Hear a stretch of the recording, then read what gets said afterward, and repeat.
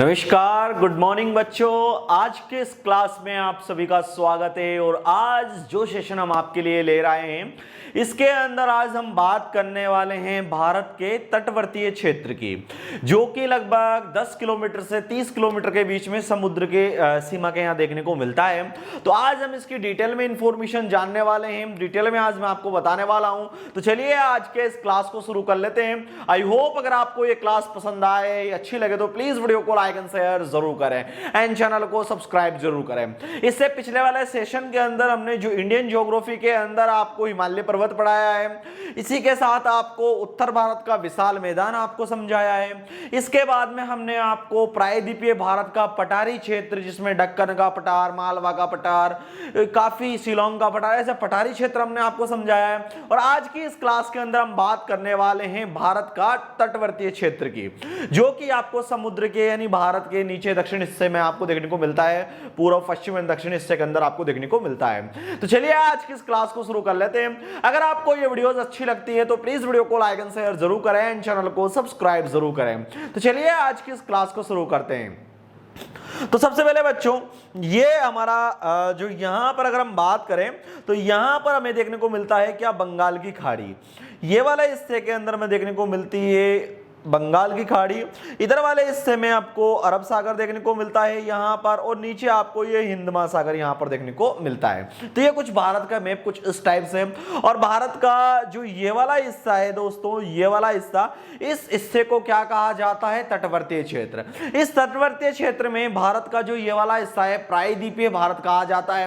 क्योंकि द्वीप क्या होता है, जैसे ये कोई द्वीप है तो ये बीच वाला हिस्सा जो चारों ओर पानी से घिरा हुआ होता है उसे द्वीप कहते हैं, और जो तीनों ओर से जल से घिरा हुआ हो उसे प्रायद्वीप कहते हैं। तो भारत का यह हिस्सा प्रायद्वीपीय भारत कहलाता है। और आज हम प्रायद्वीपीय भारत का तटीय क्षेत्र की बात करने वाले हैं। तो चलिए आज के इस क्लास को शुरू कर लेते हैं। आई होप अगर आपको ये क्लास अच्छी लगे, पसंद आए, तो प्लीज वीडियो को लाइक एंड शेयर जरूर करें। तो ये वाला जो हिस्सा की अगर हम बात करें तो इस हिस्से में हमें तीनों ओर से क्या क्या देखने को मिलता है। यहां पर हमें बंगाल की खाड़ी हमें देखने को मिलती है इस वाले हिस्से में, और इस वाले हिस्से के अंदर दोस्तों हमें अरब सागर यहां पर देखने को मिलता है, और नीचे हमें हिंद महासागर यहां पर देखने को मिलता है। तो दोस्तों यहां पर पूर्व की ओर तो हमें बंगाल की खाड़ी, पश्चिम की ओर अरब सागर, दक्षिण में हमें हिंद महासागर यहां पर देखने को मिलता है। तो भारत का प्रायद्वीपीय भारत कुछ इस टाइप से घिरा हुआ है। यहां पर अगर हम बात करें तो ये आप देख सकते हैं कुछ इस टाइप से। इधर आपको देखने को मिलता है बे ऑफ बंगाल। यहां पर हम बात करें इसकी तो ये हिस्सा है बे ऑफ बंगाल। इधर अरबियन सागर आपको देखने को मिल सकता है, इधर इंडियन ओशन आपको देखने को मिलेगा, हिंद महासागर। तो कुछ इस टाइप से ये हमारा यहां पर घिरा हुआ है। अगर हम बात करें इसकी भारत के मैप की तो दोस्तों यहां पर तटवर्तीय क्षेत्र की बात करें तो ये लगभग भारत का जो यहां से जो ये हिस्सा आता है तटवर्तीय क्षेत्र का, तो ये हिस्सा कितना 6100 किलोमीटर के समथिंग है। कितने क्षेत्र में फैला हुआ है, 6100 किलोमीटर के क्षेत्र के अंदर ये फैला हुआ है। अगर द्वीप की बात करें, द्वीप के किलोमीटर भी हम जोड़ते हैं, टोटल भारत का मुख्य किलोमीटर अगर हम जोड़ते हैं तो ये आपको 7516 किलोमीटर हमें यहां पर देखने को मिलता है। तो टोटल इतनी भारत के प्रायद्वीपीय जो भारत है, भारत के या तटवर्तीय क्षेत्र की सीमा हमें यहां पर देखने को मिलती है। यह मुख्य भारत की देखने को मिलती है, और द्वीप के अगर काउंट की जाए तो यहां पर कुछ इस टाइप से हमें यह देखने को मिलती है। अगर बात करें हम दोस्तों भारत के इस मैप की, तो भारत के मैप में कितने राज्य आते हैं, तो दोस्तों जो तटवर्तीय क्षेत्र है उसके अंदर भारत के 9 राज्य हमें यहां पर देखने को मिलते हैं। मैं आपको काउंट कराता हूं कि 9 राज्य कौन सा है। इधर हमें गुजरात देखने को मिलता है यहां पर, और इसको देखते हैं, ये हमें गुजरात देखने को मिल रहा है बच्चों। गुजरात के अलावा यहां पर हमें महाराष्ट्र देखने को मिलता है। महाराष्ट्र के साथ में बच्चों यहां पर हमें और क्या देखने को मिलता है, इधर हमें ये वाला हिस्से में गोवा देखने को मिल जाता है, और यहां पर हमें यहां कर्नाटक देखने को मिल जाता है, इधर केरल देखने को मिल जाता है, तमिलनाडु है, आंध्र प्रदेश है, उड़ीसा है एंड वेस्ट बंगाल है। तो ये सभी राज्य मिलकर भारत में कुल 9 राज्य हमें यहां पर देखने को मिलते हैं, यानी 9 स्टेट जो कि तटवर्तीय सीमा को बिलोंग करते हैं वो हमें यहां पर देखने को मिलते हैं। अगर आप इन 9 राज्यों को काउंट करें कि काउंटिंग में ये 9 राज्य किस टाइप से हैं, तो फर्स्ट हमारे पास है इधर गुजरात 1, महाराष्ट्र 2, गोवा 3, कर्नाटक 4, केरल 5, तमिलनाडु 6, आंध्र प्रदेश 7, उड़ीसा 8 और वेस्ट बंगाल 9। तो 9 राज्य हमें यहाँ पर देखने को मिलते हैं। और अगर हम जैसे काफी कॉम्पिटिटिव एग्जाम्स में ये पूछा जाता है कि वह कौन सा राज्य है जिसकी समुद्र में ज्यादा सीमा है, तो दोस्तों सबसे ज्यादा सीमा वाला है जो है हमारे यहाँ गुजरात। गुजरात की सबसे ज्यादा सीमा है, गुजरात की लगभग 1214 किलोमीटर की सीमा हमें यहाँ पर गुजरात की देखने को मिलती है। तो गुजरात की सबसे लंबी सीमा हमें यहां पर देखने को मिलती है। और सबसे कम सीमा की बात करें कि सबसे कम सीमा किस राज्य की है, तो सबसे कम सीमा हमारे गोवा राज्य की है जो कि 101 किलोमीटर है, यानी 101 किलोमीटर की सीमा तटवर्तीय क्षेत्र पर हमें यहां पर देखने को मिलती है। और इसी के साथ दोस्तों ये आपने जान लिया, क्योंकि ये most important question in future में अगर आप किसी कॉम्पिटिटिव एग्जाम्स की तैयारी कर रहे हो तो वहां पर ही पूछा जाता है। ये सवाल काफी बार आता है कि किस राज्य की कितनी सीमा है, मतलब सबसे ज्यादा सीमा वाला तटवर्तीय सीमा वाला राज्य कौन सा है, तो गुजरात है। और सबसे कम सीमा वाला राज्य में गोवा है जिसकी 101 किलोमीटर समुद्री तटवर्तीय सीमा यहां पर हमें देखने को मिलती है।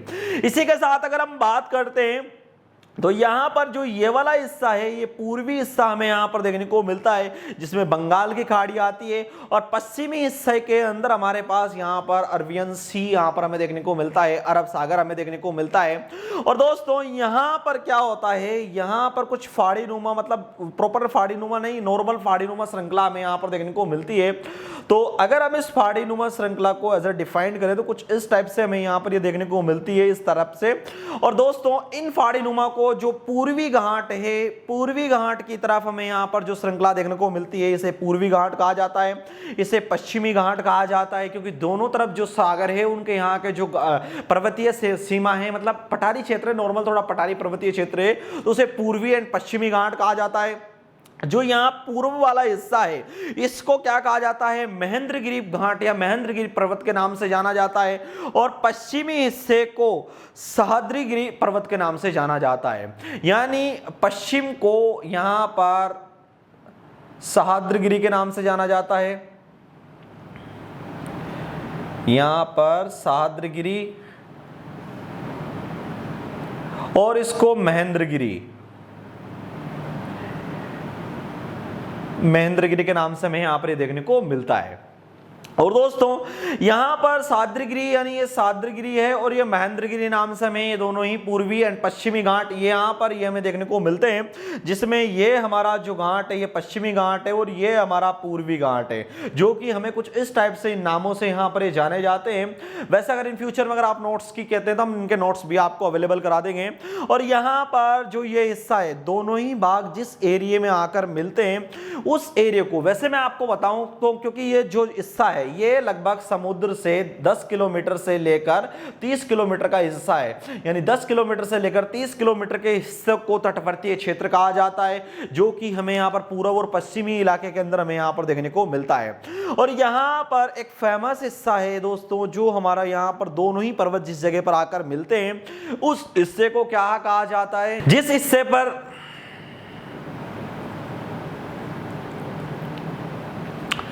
तो दोस्तों जिस हिस्से पर ये दोनों ही पार्टीशन आकर मिलते हैं यहां से और यहां से, तो ये वाला जो हिस्सा है इस हिस्से को नीलगिरी की पहाड़ियां कहा जाता है।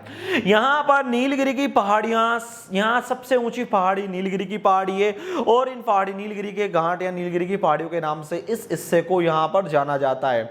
यहां पर एक फेमस टूरिस्ट पैलेस भी है ऊटी, जिसका नाम आपने काफी सुना होगा, वो हमें इन्हीं पहाड़ी वाले क्षेत्रों में यहां वाले हिस्से के अंदर हमें ये देखने को मिलती है। और अगर हम बात करें कि इसको कितने भागों में डिवाइड किया गया है, तो सबसे पहले ये गुजरात से यहां से दमन तक का जो हिस्सा है, गुजरात से दमन तक का जो हिस्सा है दोस्तों, इस हिस्से को किस नाम से जाना जाता है, काठियावाड़ तट के नाम से यहां पर इसे जाना जाता है। और यहां से जो आपका दमन से गोवा तक का जो हिस्सा है इसको कोंकण तट के नाम से जाना जाता है। इसी के साथ ही गोवा से लेकर यह कर्नाटक का जो हिस्सा है, इसको कर्नाटक के हिस्से को यहाँ किस नाम से जाना जाता है, केंद्रा तट के नाम से जाना जाता है। और ये वाला जो हिस्सा है यहाँ से लेकर के कर्नाटक के हिस्से से केरल के एंड तक के हिस्से को मालाबार तट के नाम से जाना जाता है। यहाँ नीचे की ओर हमें कन्याकुमारी देखने को मिल जाता है। यहाँ से आंध्र प्रदेश के हिस्से को दोस्तों कोरोमंडल तट के नाम से जाना जाता है, और आंध्र प्रदेश से लेकर उड़ीसा का जो ये अपना वेस्ट बंगाल का हिस्सा है, इस हिस्से को डेल्टाई क्षेत्र के नाम से जाना जाता है। तो कुछ इस हिसाब से यहाँ का डिवाइडेशन किया गया है, जिसमें आपको यहाँ जो गुजरात वाला हिस्सा है इसको काड़ियावाड़ तट के नाम से जाना जाता है, फिर कोंकण तट आ जाता है, केनरा तट, मालाबार तट हमें यहाँ पर देखने को मिल जाता है, और कोरोमंडल तट हमें यहाँ पर ये कोरोमंडल तट देखने को मिल जाता है, और ये डेल्टाई क्षेत्र हमें देखने को मिल जाता है। डेल्टाई क्षेत्र यानी क्या होता है, इससे रिलेटेड इंफॉर्मेशन हमने हमारे जो पर्वतीय श्रृंखला वाली वीडियोस थी, मतलब जो मैदानी क्षेत्र की वीडियोस थी, उसमें आपको समझाया था डेल्टाई क्षेत्र क्या होते हैं, जहां पर नदियां अपना पानी बहाव लाकर आती है और वहां डेल्टा नुमा आकृति बन जाती है। यानी कोई नदी आ रही है तो इस टाइप से कटाव नुमा आकृति बन जाएगी, तो इस हिस्से को डेल्टाई क्षेत्र कहा जाता है। तो यहाँ पर ये कुछ इस हिसाब से डिवाइडेशन हमारे यहाँ पर किया जाता है। और साथ ही अगर हम बात करें इस हिस्से की, तो दोस्तों यहां पर अभी हम चलते हैं, देख सकते हैं ये हिस्सा हमारा यहाँ पर तटवर्तीय क्षेत्र कुछ इस हिसाब से यहाँ पर हमें देखने को मिलता है। ये तटवर्तीय क्षेत्र जो भारत का तटीय मैदानी क्षेत्र में यहाँ पर देखने को मिलता है, जिसके अंदर हमारे काफी तटीय इलाके आते हैं, जिसमें कोरोमंडल आ जाता है, क्योंकि यहाँ से ये वाला जो हिस्सा है इधर दमन तक का, इस हिस्से को कहा जाता है दोस्तों यहाँ पर काठियावाड़ तट। क्या कहा जाता है? काठियावाड़ तट, इसको कहा जाता है काठियावाड़ तट। यहां से जो गोवा तक का हिस्सा है, इस हिस्से को क्या कहा जाता है दोस्तों? इसकी अगर हम बात करें तो इस हिस्से को कहा जाता है कोंकण तट। क्या कहा जाता है? कोंकण तट। समझ गए? यहां से ये अपना जो हिस्सा है, यहां से कर्नाटक के हिस्सा, जो कर्नाटक वाले एरिया के अंदर जो हिस्सा हमारा यहां पर आता है, इस तट को क्या कहा जाता है? केनरा तट। केनरा तट हमें यहां पर देखने को मिलता है। और यहां से एंड में जो ये हिस्सा आ जाता है यहां हमारा केरल तक का, जिसके अंदर इसे कहा जाता है मालाबार तट। क्या कहा जाता है? मालाबार तट। ये आ गया हमारा इस जो पश्चिमी घाट वाले हिस्से, इनको इस नाम से डिवाइड किया जाता है। और वहीं अगर हम पूर्वी घाट की बात करें कि पूर्वी घाट पर किस नाम से इनको जाना जाता है, तो ये वाला जो पूर्वी घाट है, यहाँ से अगर हम बात करें, यहाँ से लेकर जो आंध्र प्रदेश का हिस्सा है, इस हिस्से वाले तट को कहा जाता है दोस्तों यहाँ कोरोमंडल तट। कोरोमंडल तट कहा जाता है इसको। और यहां से लेकर ये वाला जो हिस्सा है, इसे डेल्टाई क्षेत्र कहा जाता है या डेल्टा तट कहा जाता है। कुछ इस हिसाब से यहाँ इन तटों को डिवाइड किया गया है। तो आप देख सकते हैं कि क्या क्या नाम से इन तटों को बांटा गया है।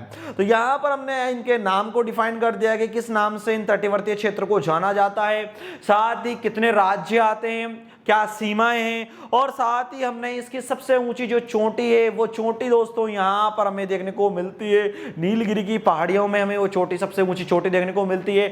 और यहाँ टूरिस्ट पैलेस की बात करें तो दोस्तों यहाँ पर ऊटी सबसे फेमस टूरिस्ट पैलेस है। और दोस्तों यहाँ पर अगर हम बात करें नीलगिरी की पहाड़ियों में, जो कि दोस्तों पहाड़ियों की रानी के नाम से भी इसे जाना जाता है, नीलगिरी की पहाड़ी को।